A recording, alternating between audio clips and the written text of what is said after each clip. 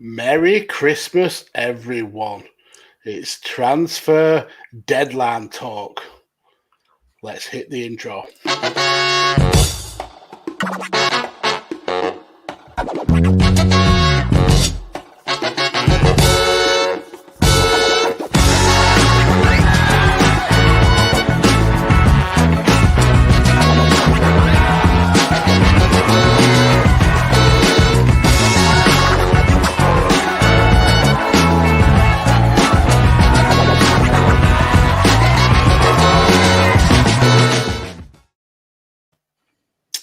Hello, everybody.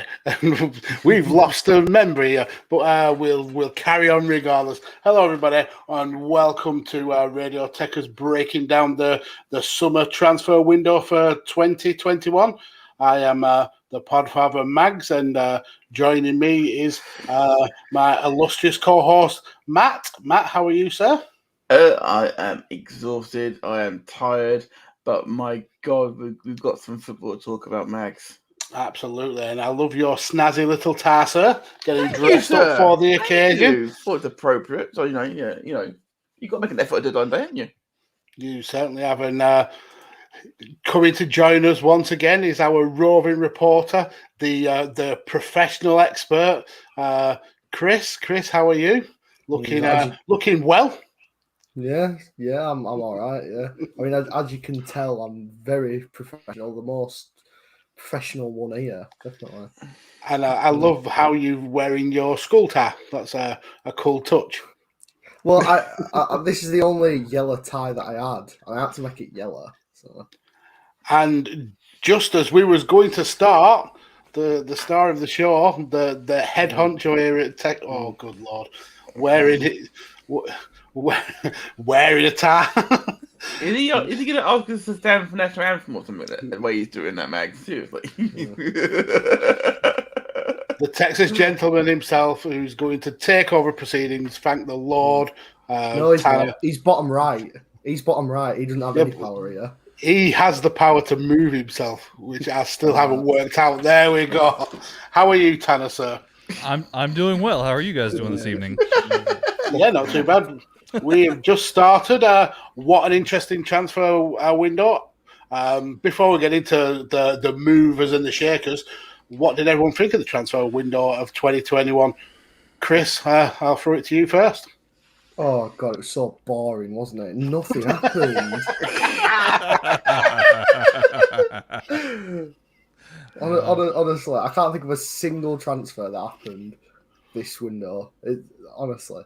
I don't even know why we're covering it, because, it's going to be like a 5-second video. We need the views. Yeah, Tell some to the people that'll bring them in the door here, Chris. I mean, you and I did a whole series on different transfers. Yeah, we did. Yeah. I guess that's one way. Matt, this window has been ridiculous. I don't think I've seen a transfer window this chaotic.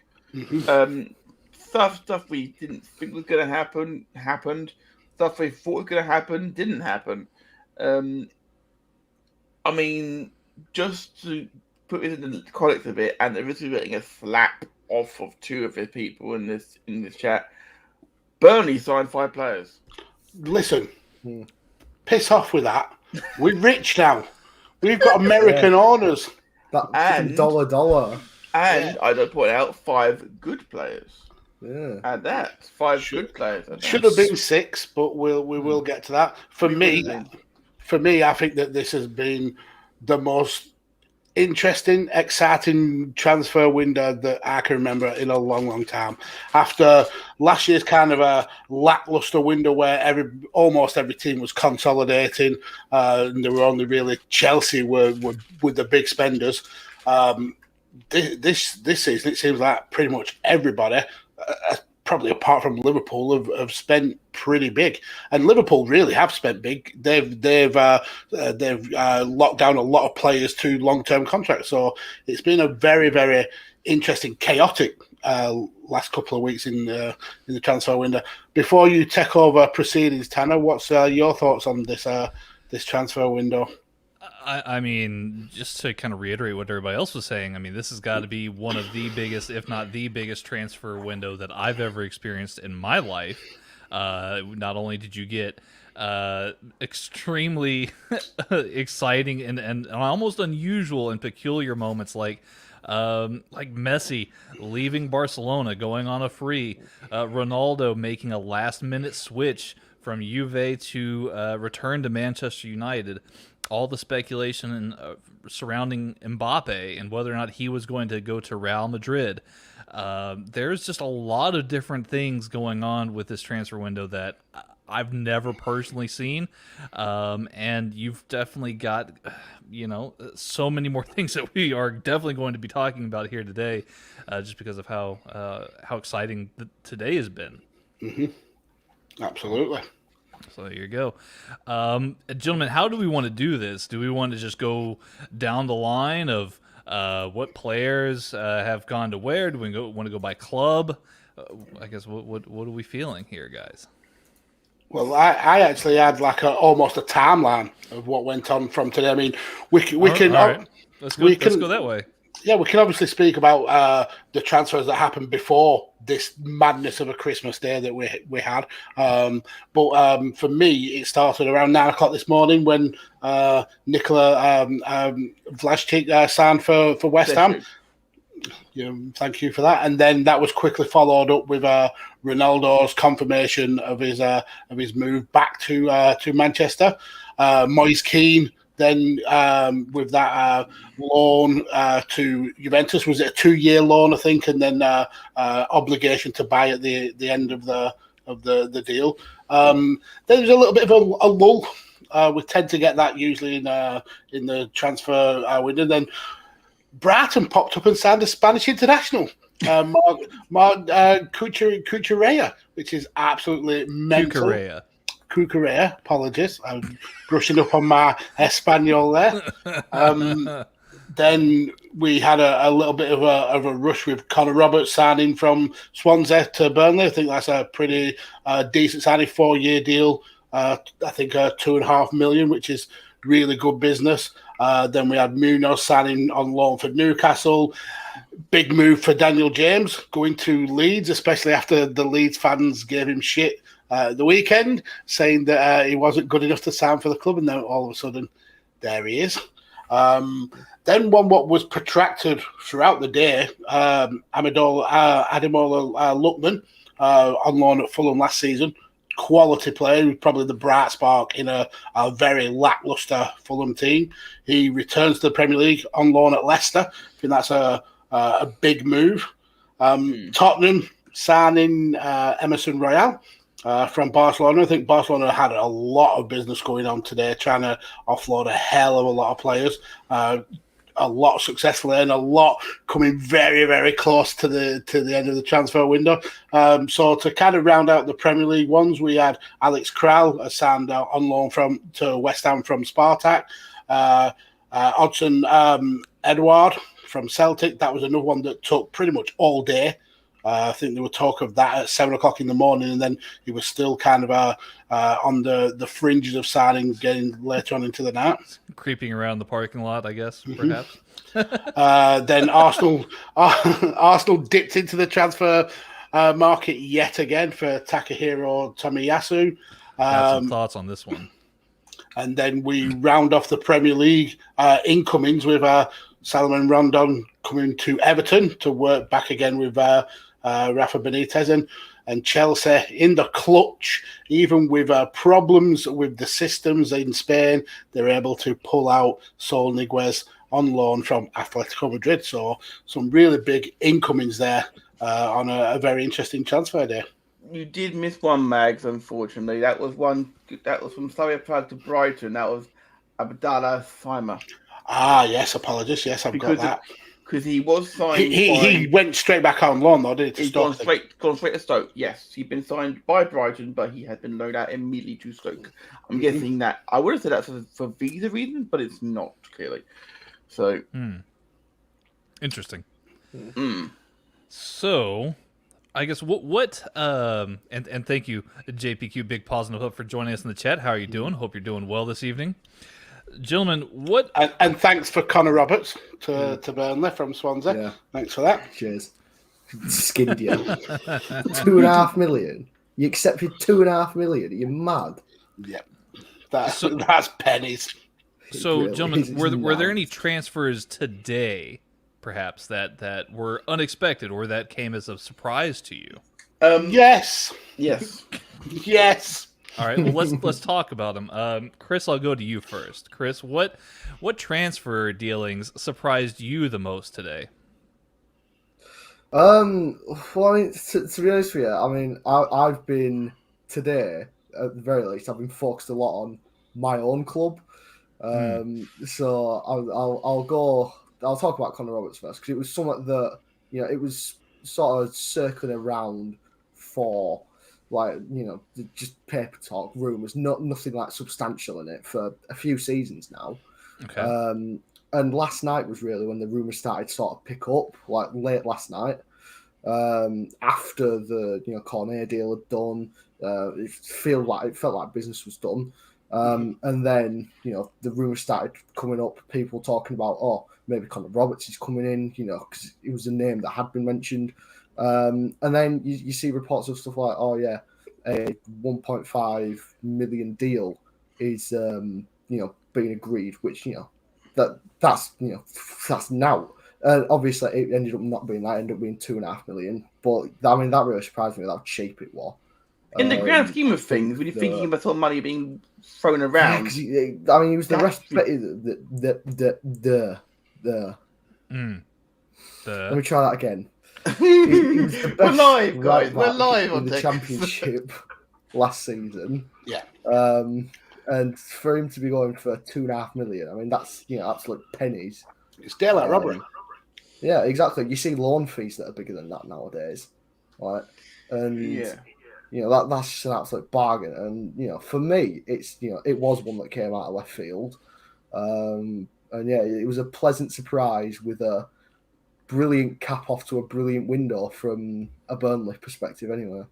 Well, and I'll just kind of like ask a question to both you and Mags here for a moment. I guess there was a bit of a rumor about Weston McKennie perhaps leaving from Juventus to possibly go to Burnley. I guess what happened there, because there was a bit of controversy. Yeah, well, I think it was the case. It was the same case really with Weston McKennie and Ross Barkley as well. I think it was sort of a case basically of agents trying to speak a move into existence almost. The Weston McKennie's agent spoke to Alan. This is what I've sort of pieced together. Weston McKennie's agent spoke to Alan Pace and said, my client wants to leave Juventus. Can he come to Burnley, sort of thing. Which, is surprising that Burnley's the first name that you'd think of. But basically, he spoke to Pace. Pace contacted Juventus, and they were nowhere near reaching an agreement. We wanted a loan with an option to buy. Juventus just wanted rid, and there was Straight cash. Exactly, yeah. And, they wanted more cash than we could give, so there was no agreement. So, Yeah. I don't think there was anything close to it. Yeah, from what I saw, the agent had actually been bandying Weston McKennie around pretty much all the Premier League teams, and it was just Burnley was one of a couple that bit. But like Chris said, we were miles away from terms with Juventus, who wanted straight cash. They're trying to claw in as much money as possible, and we were definitely looking for some sort of loan deal. So there was never going to be a deal there. It would have been cool if it would have happened. I mean, a player of the caliber of Weston McKennie coming to Turf Moor, it makes a huge statement. But I'm happy with the signings we've made. I think 5 pretty major signings for a club like Burnley, who relatively goes year on year buying 1, maybe 2 big players for the business that we've done. I'm quite happy with that. We've solidified the defence. We've got more strength in attack. Yeah, I'm happy with what we've done. And for cheap as well. We've not gone out and, splashed the cash or whatever. It was a net spend because of Gibson's sale. It was a net spend of about just over 20 million. Well, and we've got 5 quality players there. So, yeah, I've actually got the club by club statistics for net spend, and Burnley's is 17.5 million, which is again we're talking about pennies compared to the likes of Arsenal, whose net spend is 131.8 million. So it's to get players of Champions League experience as well, like Cornet is unreal. And I honestly think we've actually done better in the market than Arsenal have for a fraction of the cost. Yeah, I'd agree with you. Let's talk about Arsenal, because this is an interesting case study here for a little bit of the business that they've done today, and I'll bring it to Matt's attention first. Matt, I don't know if I guess you did see the show that we did. You were there when we did Liverpool versus Chelsea. Yes. You were there. You were there. I couldn't remember if you did that show or not. I was mocked for picking 2-0 to Arsenal. Again, well, yes, I mean, and rightfully so. Absolutely. So this to Arsenal, Bologna. Not a word of it, Tanner. You may need to repeat that, robot Tanner. Upcoming talent. Tanner, didn't get a word of that. I can hear you now, but you've gone out. He's gone. The issue here is that you have terrible internet. Next somewhere perhaps. I don't. Your internet is terrible. So okay, here we go. Is it back? Are we good? We're back. You're back. Okay, yes. Good deal. So Tomiyasu to Arsenal. I've had my eye on him for quite a while. I've been interested to see where he's going to go. My issue is with Ben White. Ben White has obviously struggled with his aerial duels.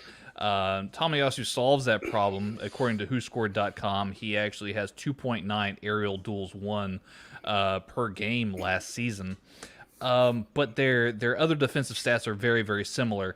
We're looking at about 1.5 tackles and 1.7 interceptions, with about an 82% passing rate for Tomiyasu, and then about 1.4 tackles, 1.7 interceptions, and 83% successful passing rate for Ben White.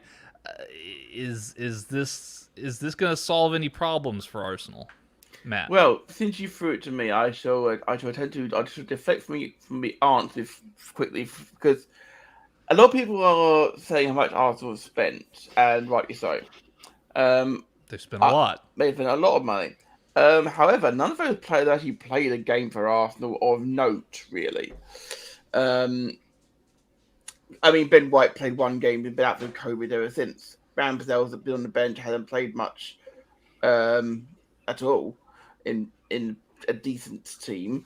And the left back has played about a cup of coffee's worth. I'm quite pleased with the signing that they made in this player, though. He's very versatile. Can play centre half, can play right back, can play full back, can play on the right wing if need be as well. I think he's a good, solid signing. Is he better than Bellerin, who's gone on loan to Betis? Jury's out, in my opinion, on that one. Well, I like Hector Bellerin personally. I think that he had grit and determination, but for some reason Arteta don't like him. And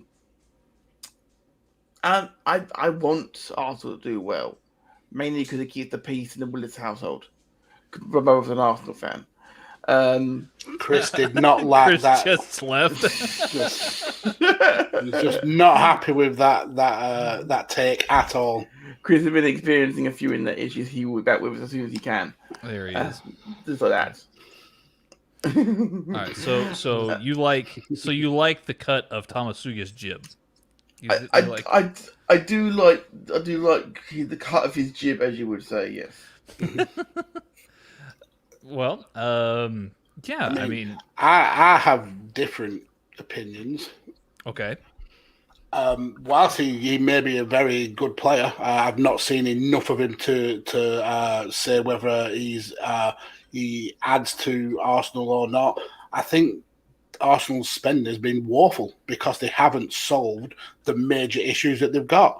Their issues, whilst they have been poor at the back, their issues have been scoring goals. They haven't scored any goals at all this season. They've got two strikers who want away. They've got a midfield who, aside from the younger players who are Arsenal born and bred, who they don't seem to want to play for the club. They've got a manager who's got no backbone. He's lost the confidence of the dressing room.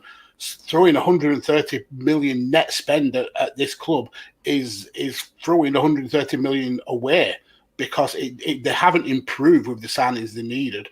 With the signings they brought in, they haven't replaced players who they needed to replace. I don't think they're going to be as effective as people may think that they are. I think Arsenal are still in a world of trouble this season. And again, I think we've really offended Chris with our Arsenal ranting. But yeah, I don't think Arsenal have improved for the amount of money that they've spent.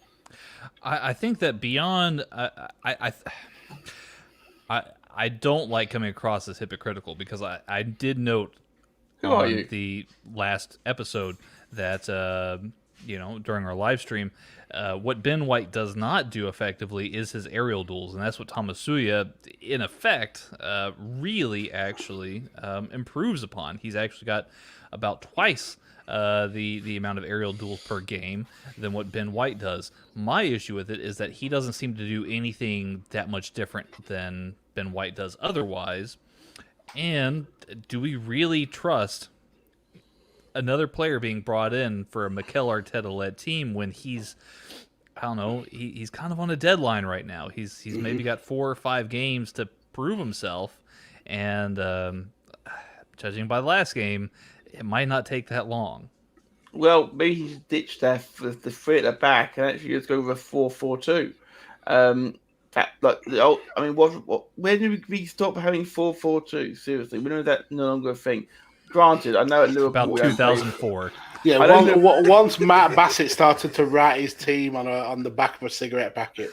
I mean, to be fair, Burnley played 4-4-2 quite a lot back, don't they still? This is true. And how much grief did Burnley get for that? They get called long ball specialists and the anti-football team of the Premiership. Get the job done. I agree, but it's the way of the footballing world. Unfortunately, you're right on that one, but I will say, because there'll be people watching this back at some point, or watching now, who have just heard Tanner say that. I think it was Tanner, maybe Mag. I'm tired. Bear with me. That they haven't scored any goals this season. I would like to point out that's in the league. Yeah, of course. Right. They haven't scored any goals in the league. Yeah. Yes, they scored 6 in the cup match. Yes, they absolutely did. Against a non-Premier League team. That is true, but there'll be someone who will come back at us. Not just their first team, their second team. This is true. I'm just saying that I have to cover. I have to feel like I do go back up making a legal declaration. That's all. I don't want to spend all the stream talking about Arsenal. We cover Arsenal way too much on this stream. Sorry, Gunners, your team sucks. It really does suck. Relegation fodder, if you will. Well, I hope that they improve, because that way we can stop talking about them as much. I don't. I hope they stay shit. Well, in any case, that's how we move on to another team. Oh goodness. What about this interesting little triangle of moving parts here? Where Saul went to Chelsea from Atletico Madrid, that freed up a little bit of cash for Atletico to go and bring back Antoine Griezmann on a loan. And then Barcelona brings in Luc de Jong from Sevilla. Gentlemen, this was a little bit of international madness, if you will, but I found it to be quite fun. I would like to point out before we go any further, Luc de Jong is not confirmed yet still. Maybe. But at the same time, it's likely that the move happens. Absolutely. And I agree with Tanner. I think that this was some amazing madness at the end of a mad transfer window, and especially when you hear the reports of the Spanish computer systems going down 10 minutes into the final hour, the hour where you have to get your paperwork all in order before the transfers can be completed, and it was very likely Chris is he's not happy with the commentaries. Yeah, commentaries really had him off today. But essentially, the system went down, and it was looking increasingly likely that these transfers will actually happen because there was no chance of an extension. But luckily, they was able to reboot the system and get these transfers over the line. But what a mad few days, a mad few minutes for Spanish football, and a real kind of merry-go-round. And Matt had a good point that Barcelona have gone from Messi and Neymar and Suarez to Luke de Jong to Memphis Depay and Martin Braithwaite as a forward line. Poor Barcelona. Just real quick, Fabrizio Romano, friend of the show, by the way, tweeted about an hour ago that La Liga do confirm that Antoine Griezmann and Luke de Jong transfer paperwork were received in time. So that was the only hitch in the Luke de Jong transfer. It looks like he will be headed to Barcelona. I'm sure he didn't see that coming today. That he was going to be a Barcelona. I'm sure he didn't. Also of note, Antoine Griezmann's transfer to Atletico Madrid is a loan with an obligation to buy. Atletico Madrid have to buy.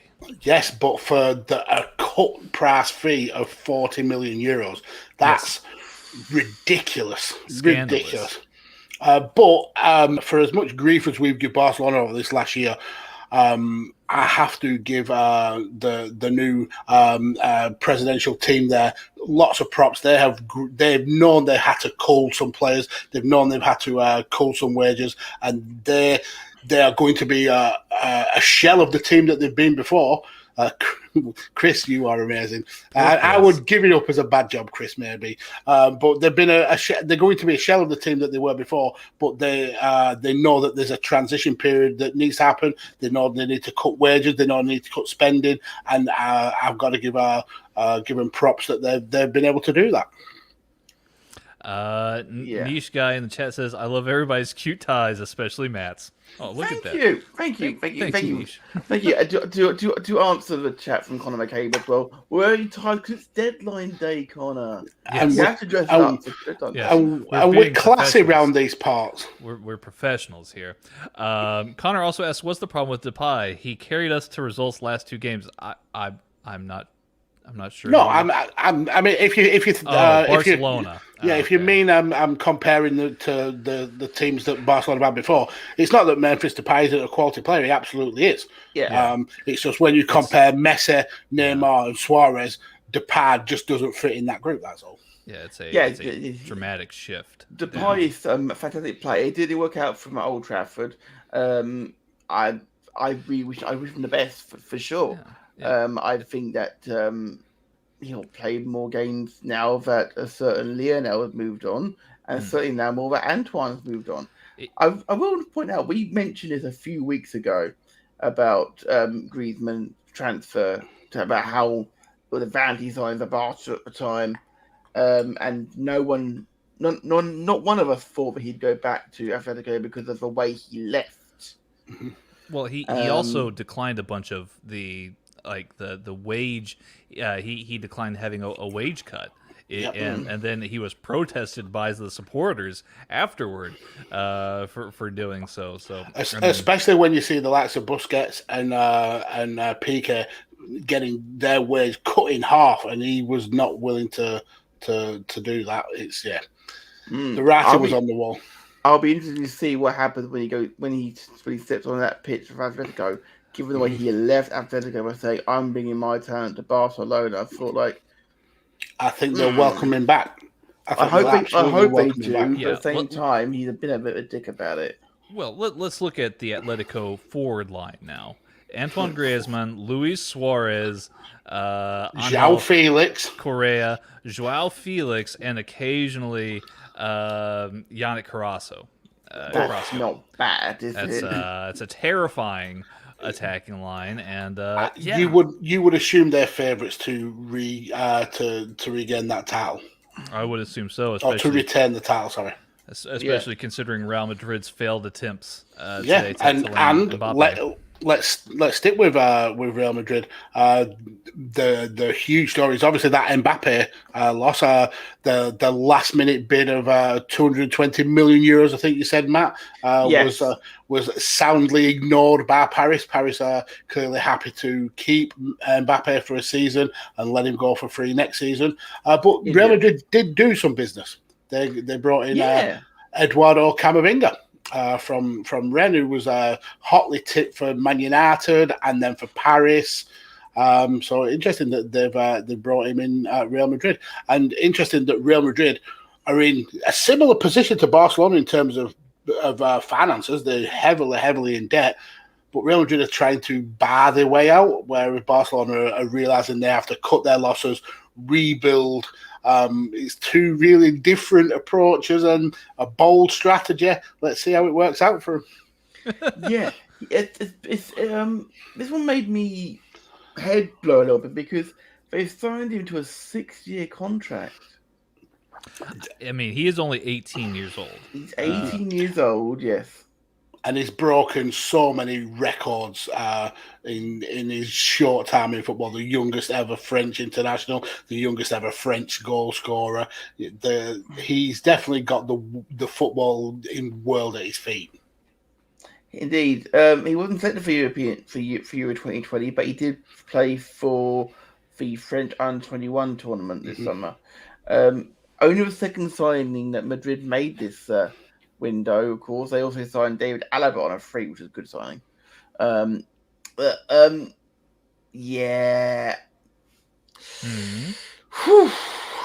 can't get my head around that figure that PSG turned down. That's where I have a bit of an issue as well. I mean, 200 million euros. There is a little bit of a 220 was the final figure. There were it started around 170 at the beginning of the day. Real Madrid were kind of reluctant to put another bid in case that got ignored, and they were looking for maybe some sign that Paris were looking to do business. When it wasn't coming, they decided to go gung-ho last minute and see if they could tempt a sale out of Paris, and Paris literally just essentially didn't pick up the phone, just left them on red. And because of that, in January the 1st, Kylian Mbappe can have his choice of where he wants to go in the world. And it will be Real Madrid. It will be Real Madrid. It will. Yeah. It will be. If it's not Real Madrid, I'll be very surprised. I just can't get my head around how PSG would let him go for free.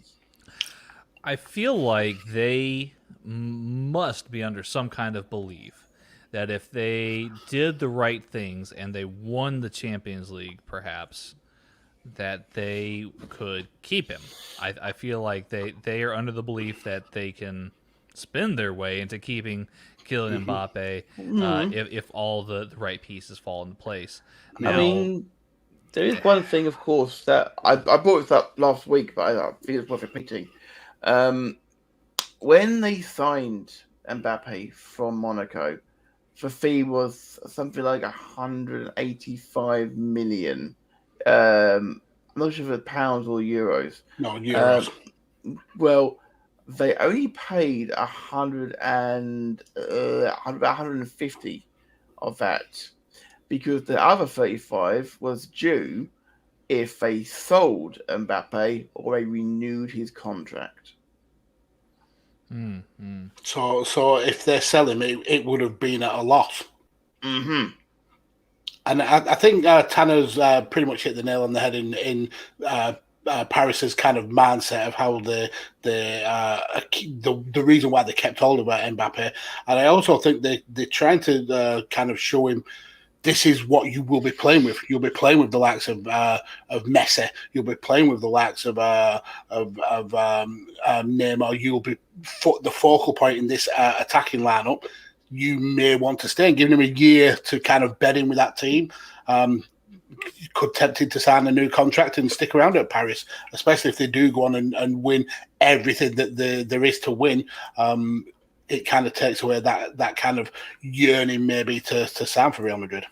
Well, and think about, too, what Mbappe brings to PSG, especially with Qatar having the World Cup in 2022. This is a lot of grandstanding to try and get Mbappe to stay on board so Qatar can say, oh, well, look, here at PSG with the project that we have, we've got the best footballers in the world. We have Neymar, we have Mbappe, we have Lionel Messi, we have Sergio Ramos, we have Donnarumma, we have Gini Wijnaldum, we have Verratti, we have all these different players. Look at like what kind of good we're doing here for the beautiful game at large.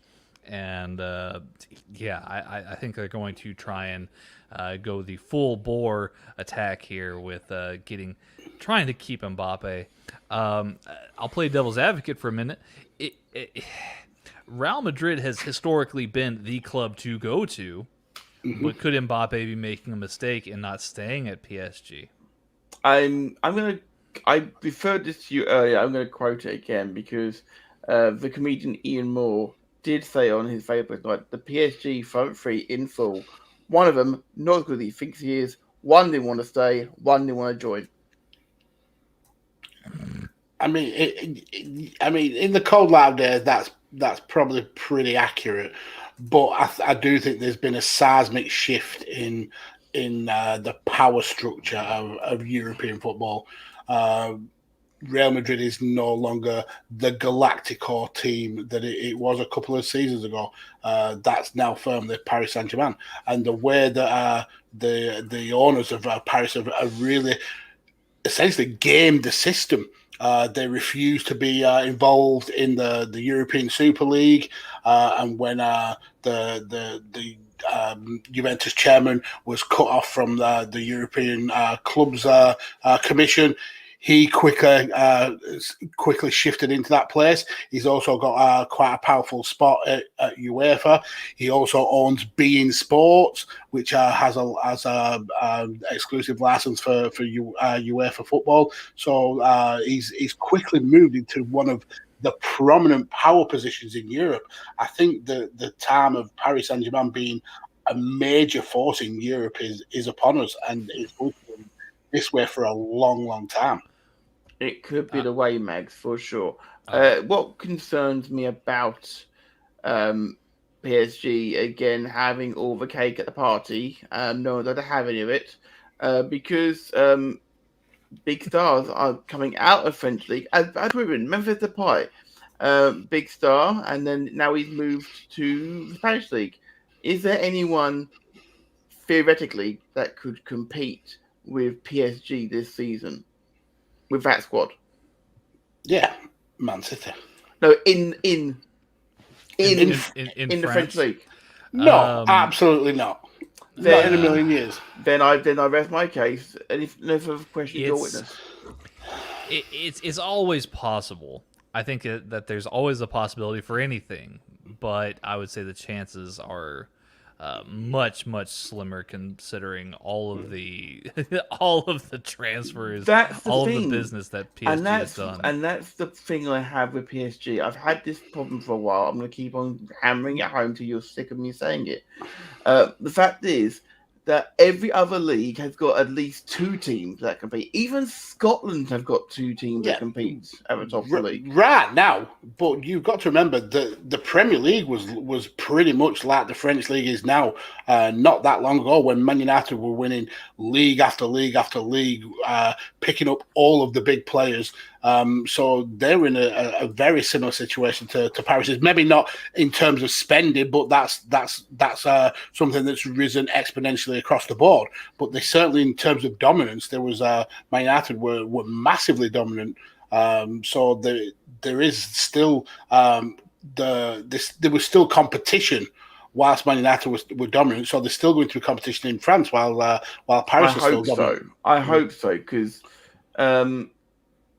I fear for that French league if it's all but, one team. But when you bring in world-class players of this caliber, it raises the whole league. Everybody wants to play better because of the players in that league. I think you are very much a doomsday kind of look at this. I think a lot of French football fans will be glad that these players are in their league. They get to see the likes of Neymar, Mbappe, Sergio Ramos, Messi playing in their league. I think there'll be a lot of excitement around the French football league, to the point that I think it's Piqué's company has actually bought the rights to be able to broadcast French football in Spain.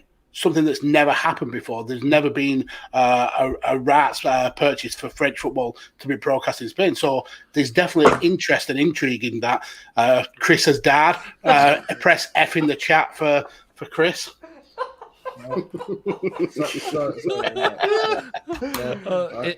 And Matt, while I do agree with a lot of the concerns that you have about Liga 1, obviously, there is a historical pattern of somebody coming out and challenging PSG each and every year. But also, I think that we're missing something here in that there's the hope that bringing in players like Mbappe and Neymar and now Messi, maybe they will attract a higher profile, higher caliber, type of player that wants to play in the league that Messi is in, that wants to play against Messi and not only that, Mbappe. and not only that, it will attract investors.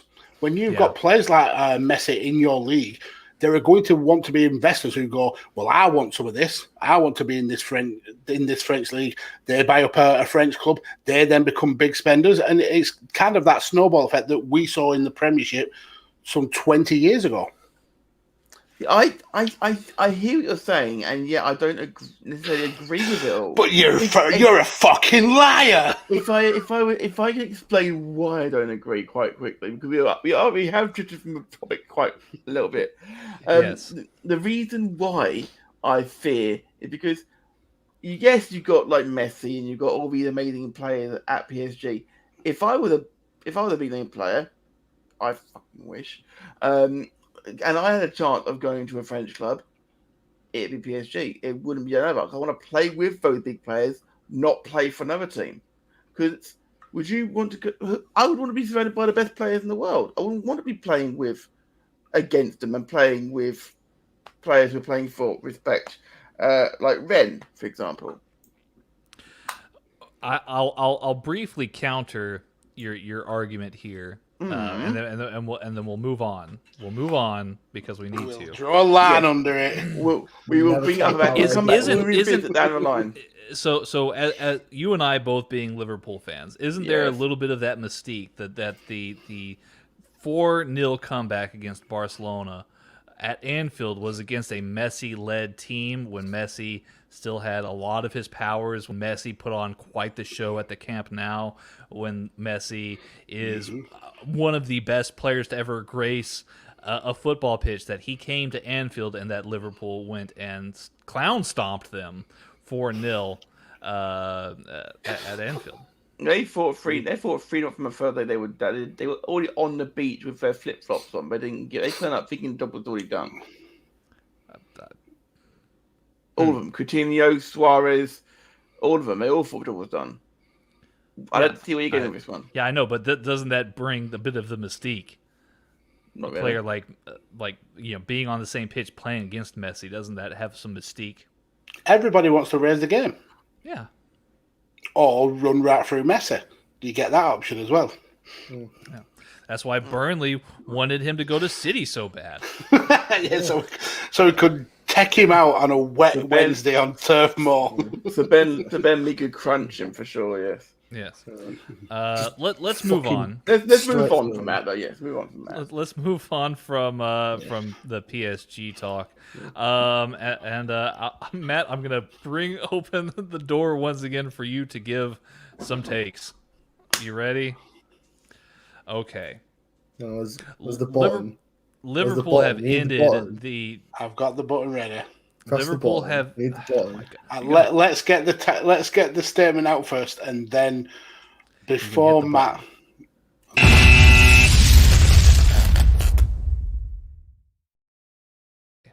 Okay. Liverpool have ended the transfer window with a profit. Yeah. Matt, how would you rate Liverpool's transfer window? I would say that the transfer window has been quieter than usual. And that's not necessarily a bad thing, because instead of spending money on buying more players up, as Mag said earlier on, we spent most of our time and effort and money signing players with longer term contracts. Apart from Konate, and that's pretty much the only big name signing we made. The emergence of Tsimikas at left back, replaced to Sanford Robertson, has been like a fresh signing. Having Van Dijk and Gomez back has been like having new signings back as well. It's been effectively felt like that. Am I disappointed we didn't get a striker in? A little bit. But Should it have been Mbappe? No. Yes. No, it should not have been Mags. I wouldn't mind a Chris Wood, but Mbappe no. You can get fucked if you think you're stealing Chris Wood. We've got to play Have some a long Barnes if you want. We've got to play some long block. Let's play some long ball all the time. It's fine. Nah, to be fair, Tanner, I'm fairly satisfied, and we made a profit because we managed to offload some players. Harry Wilson, obviously. We got. I'm a little bit concerned about OG going to a championship team, but yeah, I'm overall quite happy. Tanner, I don't know what you're looking for. A hot take with me. Oof. Jesus, that's Tanner put in his place. That's well, okay. You weren't expecting that, were you? I think that is a hot take in and of itself, but I'll kind of get an outsider perspective here. Mags, you're not an outsider. You're a Liverpool fan. That's what I'm saying. I'm going to get an outsider. It's throwing it to us. Oh yeah. You gun jumper. I will. Chris and Mags, I kind of want to get your thoughts on Liverpool. Once again, going a window without really signing a player when it seems like they need to. Last summer, they sold Dejan Lovren. They didn't bring in a center back. This year, Gina Van Alden left on a free. They're replacing him with Harvey Elliott, which is fine. Harvey Elliott's been great from preseason onwards, but it seems like they're still a little bit light in attack after selling on Xherdan Shaqiri. Are Liverpool fans who have been on Twitter all day today complaining about the window, are they in the right to feel the way that they feel here? Well, I know you're one of them, so I'm going to say no. They're absolutely, completely in the wrong. And they should be shot for suggesting such things. No, I mean, you replace Wijnaldum with Konate, and that's your window. Well, you're looking at Man United bringing in Ronaldo, Man City bringing in Grealish, Chelsea bringing in what's-his-face, Lukaku. Everyone around you is strengthening, and Liverpool, it's fine. They're not it's not like they've sold Salah or whatever. They're still good. Right. But when everyone else is raising their game, you need to raise your game with them. And, all you've done is you've brought in Konate, who's another injury-prone centre-half. Promising, but yes, injury-prone, a little bit young. Yeah, exactly. And he's not going to win your league. Because our estimate goal for Liverpool, surely, is, right, you had your shitter season last season, right, you got that out of your system. Now, surely, you've got to push for league as well. I mean, you've got some of the best players in the league in their position at your club, So, surely, you've got to be sort of striving to finish above Man City, finish above Chelsea, finish above Man United, sort of have another season where... Because you had that one season where you were dominant over everyone else, and it just feels like you fucked that by not building on it.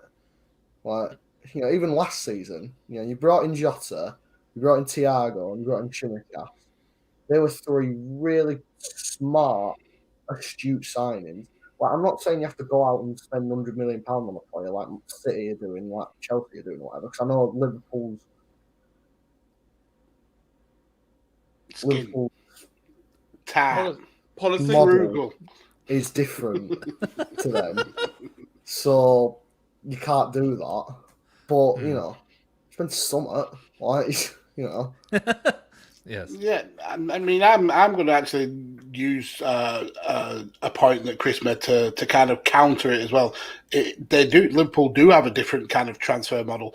They are they're a business, and they are run like a business that wants to make a profit. And as fans, it's quite easy to want the very best players coming in, and the money towards is just an imaginary figure. We're never going to see that money, but that money has got to come from somewhere. And I think Liverpool have had more pressing issues than kind of keeping up with the Joneses and bringing in huge names and for huge transfers. They had some really serious issues with players' contracts running out. They could have lost a hell of a lot of talent for essentially pittance if they didn't sort those contracts. So they have spent money in this window. It's just not in the way that we think or we would normally see the money being spent. They've been spent on transfers, and wages nowadays are like transfers. They're as big as transfers. So locking down some of the players that they've locked down to very long-term contracts, that's almost like making signings for me. I understand that no new names are coming in. You're not seeing the likes of Grealish. You're not seeing the likes of Lukaku or Ronaldo. But what you are doing is you're locking down incredibly talented players to stay at your club for the long term. And I think that's a sensible, if not boring, move for Liverpool to do. I still think they'll be there and thereabouts in terms of challenging, and maybe not in the league, but certainly consolidating their Champions League status. And I think next season may be a season where we see Liverpool push on and really try and strengthen that squad. The scenes if Konate gets the goal, which was the championship, by the way. That'd be funny. The fact we've locked down Alisson Becker, Trent Alexander-Arnold, Virgil van Dijk, Andy Robertson, Jordan Henderson, and Mo Salah to long-term contracts in this window. That's half the squad. That's half the first-team squad. And if people want to try and buy them off us, they're going to be wanting to pay a lot of money for that. Which you can invest in places that's what you need to. And you look around the teams that have spent big around you, the likes of Man United have spent 100 million, Spurs have spent the best part of 60, Leicester have spent 60. There's only really you, Liverpool and Chelsea, who've done enough business to kind of counteract what you've spent. I think Chelsea have got a net spend of 3 million. You guys have pretty much broke even.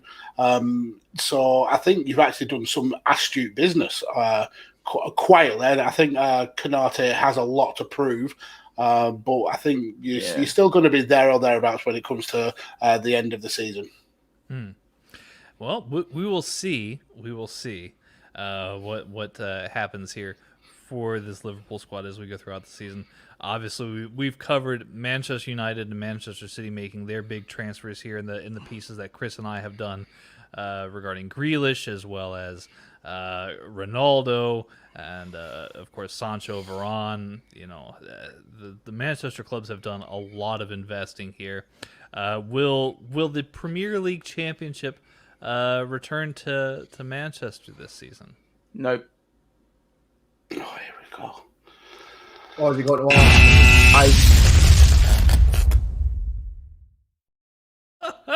Go on, Matt. I have a genuine feeling that Chelsea must sneak it. Well, I mean, that's fair. Yeah. I mean, Chelsea have been... It could happen. I think City are in the driving seat. I think Man United have done plenty of interesting business that they can't be counted out now. And I think Chelsea have also done really good business. Getting Lukaku back is a master stroke. Getting Saul Niguez in is great business. So it's going to be an interesting season, to be sure. I don't think I could definitely pick a winner right now. Yeah. I mean, I'd have said, going into this season, it would have been a 2-horse race. It would have been Chelsea and Man City. But, any team with Cristiano Ronaldo up front is going to be challenging for the title. So And if they're not, it's going to be one of the three. There's going to be issues. There'll be questions asked, obviously. If they're not, a lot of questions will be asked if they're not. I mean, possibly so. Possibly so. Yeah. In your opinion, we'll go on the round here to kind of close things up because I know it's very, very late on your side of the pond here. But in your opinion, who won the transfer window here in the Premier League this year? And I will start with Chris. Oh, okay. I just start with me. In terms of pure transfers, not counting anything else, but in terms of pure players incoming and outcoming, for me, it's Crystal Palace. Crystal Palace have done the best business this season in terms of getting rid of Deadwood, getting rid of old players on big wages, and bringing in younger players who will have a sell-on value, because that's how clubs like Palace can generate revenue, is with selling players on, because they're not a big club. And also they're just good players. So I think for me, Palace have had the best window in the entire existence. I don't know. In their existence. I'm so cold and I'm tired. Leave me alone. Mags, who has the best transfer window here in the Premier League? I think Chris makes great points. I think Palace have had an outstanding window, and much like he said, with the Deadwood that they had, I think they had 15 contracts out this season. It was essentially a brand new rebuild.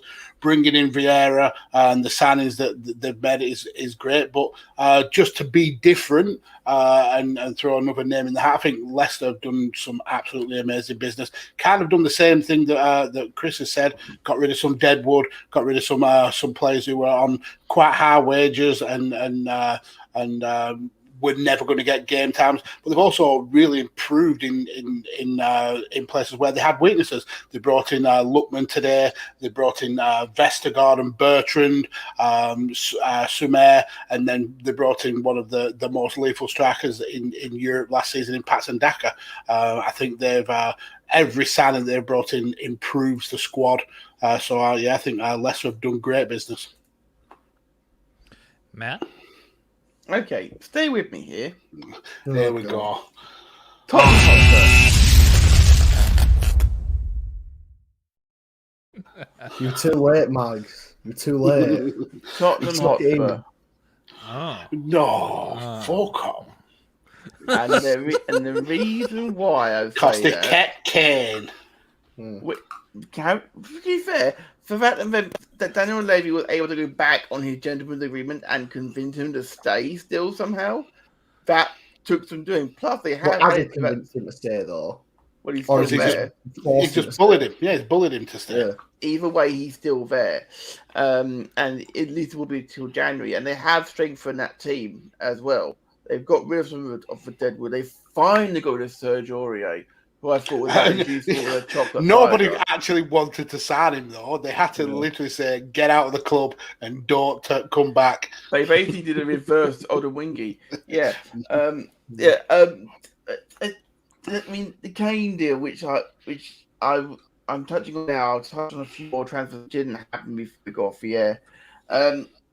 It's been all this going on around them, new manager coming in, everything, and but they are top of the league right now, and they've already beaten the champions without Harry Kane. And Harry Kane, as we've seen in the games that he actually has played already this season, has... We saw this last season, though. We mentioned this last season, how Tottenham were title contenders after 5 games, and then they dropped off the face of the earth. Yeah, I feel that it helps the fact they actually got... and their faith, which is going to get a lot of anger here, probably. They've got a decent coach in now. I have nothing against the coach. Oh, I'm so angry with you, Matt. How Not dare you. you say No, Nuno I is don't a mean good you guys. manager? I'm talking about people who are watching who like Jose Mourinho. Nuno, I feel, will get a lot more out of his team. He certainly, as we've mentioned earlier, he's got a lot. He's going to get a lot more out of Son and Lucas. I'm excited to see what this top team can do, and they have done it by keeping hold of him when the head was turned by a lot of millions. We'll see if that rings true in about 4 months.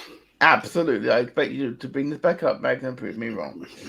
I will. It's all right with you if I quickly round up a few transfers which could have happened but didn't happen, Tanner? No, we ain't got time for that. No. Fine.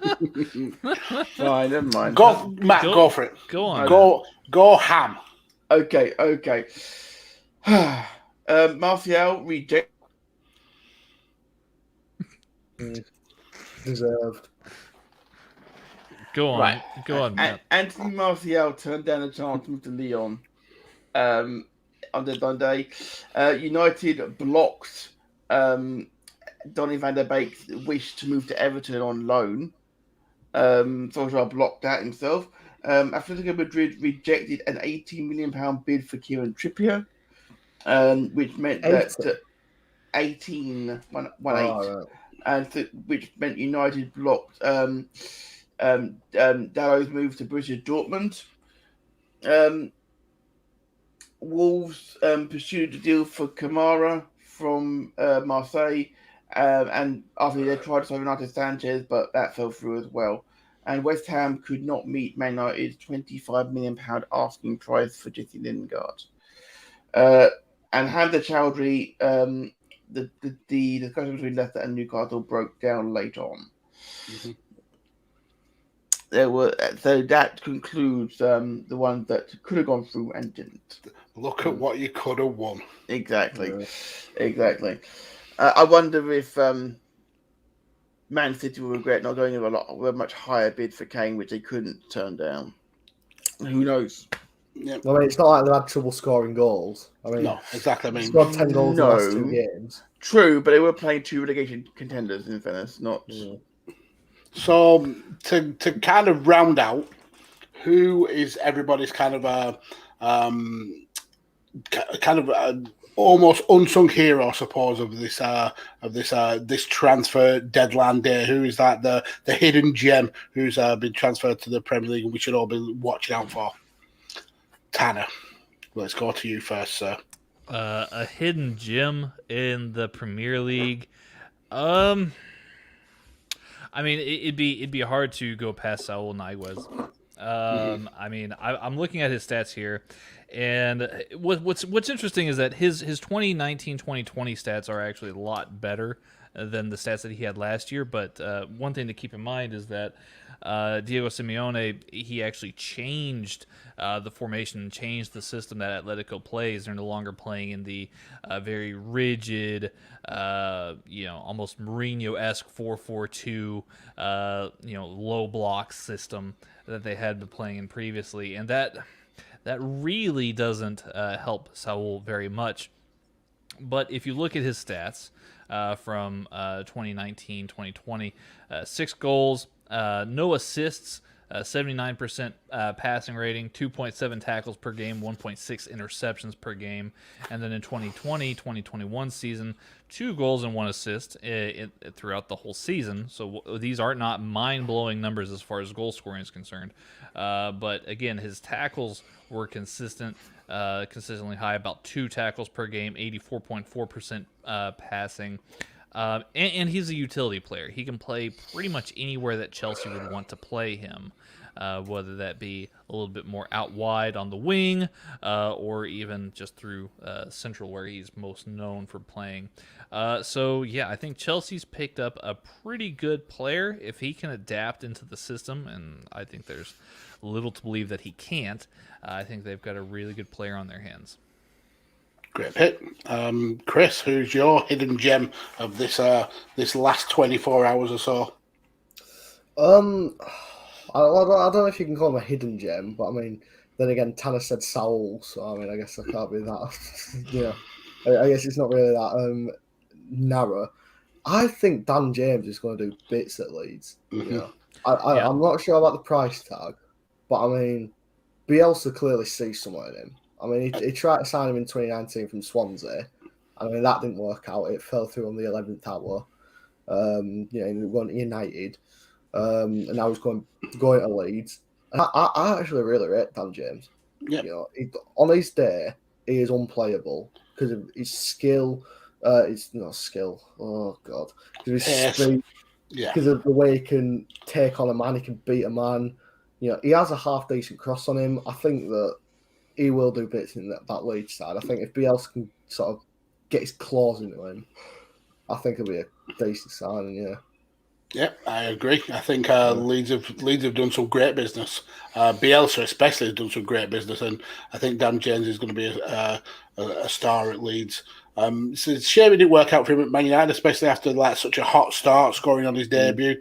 But he seemed to have a lot of pressure on his shoulders and kind of maybe wilted a little bit under it. I think with going to Leeds and maybe not being under that spotlight, I think he's going to flourish.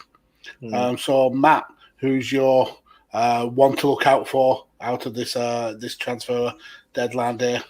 Well, deadline day, me, if I went through today, Nikola Vlasic. I think he's going to do a superb job in the West Ham midfield, commanding a very big transfer fee for West Ham. Certainly, they're not known for spending that sort of money on a regular basis, but they seem to have opened the checkbook, let and some money flow forth today. I'm excited to see what they could do. Obviously, they played for Everton, of course, and they made 19 appearances. That's all they made. But obviously has flourished while he's at CSKA. I see him doing good things. I do think if you want another sneaky outside bet, it would be one that was made yesterday. We didn't say that though, did we? I know. So why are you breaking the rules? Because you really said transfer window, not trade on deadline day. So I actually did say transfer he definitely deadline said day. deadline day. He 100% said deadline day. Who is your sneaky one? It would rule be breaker. It would be the signing that Norwich made, and that's the loan signing of Ozan Kabak. Liverpool. I think Liverpool missed a trick not signing him permanently. Yeah, I do feel the same way on that side of things. So I think that I think he'll boost that Norwich defense.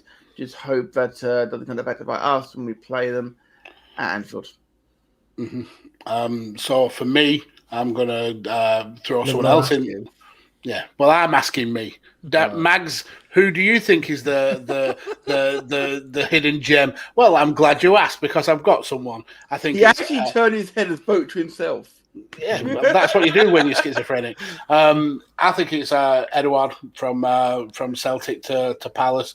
Like Chris mentioned earlier, Palace have done great in this transfer window, and having someone with a proven goal-scoring track record like Edouard, who's barely had a season in Scotland where he's not got to double figures. If he can bring that kind of form down to the Premier League, feeding off the likes of Zaha, feeding off the likes of Esse, I think they've got a really cool kind of a three-pronged attack there. And I think Palace have got a bargain for what they paid for Edouard. So yeah, that's who I'll be looking out for in this season's Premier League. All right, good deal. First off, a round of applause to you three gentlemen for staying up late and doing this transfer deadline day. We are amazing. You truly are, and for everybody who's watching at home, we greatly appreciate you for tuning in as well. Make sure to like and share this video and give us a subscribe if you haven't done so already. We would greatly appreciate it. We've still got a lot more games coming up here on Radio Tekkers. We've got a lot more news for Chris and myself to cover. We've got all sorts of great stuff going on here on the channel.